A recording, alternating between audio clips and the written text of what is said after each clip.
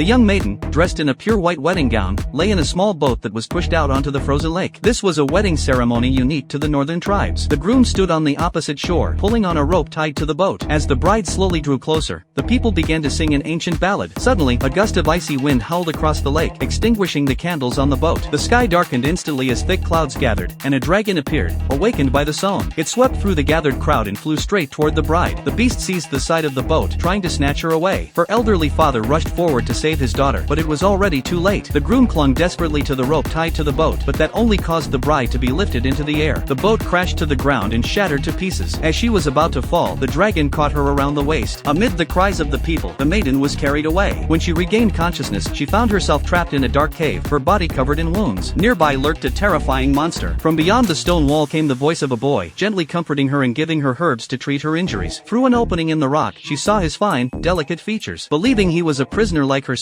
she reached out her hand in kindness. The boy extended his own hand through the gap, clasping hers tightly. But in the next instant, she was yanked violently toward the opening. She struggled to break free, hearing the boy shouting frantically, followed by an ear-splitting roar from beyond the wall. Perched above the opening was the very same dragon that had taken her. Terrified, she shrank back into a corner, holding her breath. After a while, it seemed the dragon had left, yet the boy's voice could no longer be heard. Fueled by grief and anger, she smashed through the stone wall, determined to rescue the only other human she had encountered. But the dragon returned. She spun around and fled, the beast in relentless pursuit. She squeezed herself into a narrow crevice in the rocks as the enraged creature spewed blazing fire after her. Then she saw a glimmer of light ahead. Using both hands and feet, she clawed her way upward through the fissure. When she finally emerged, she found herself on the edge of a cliff, with a sheer drop into an endless abyss yawning beneath her feet.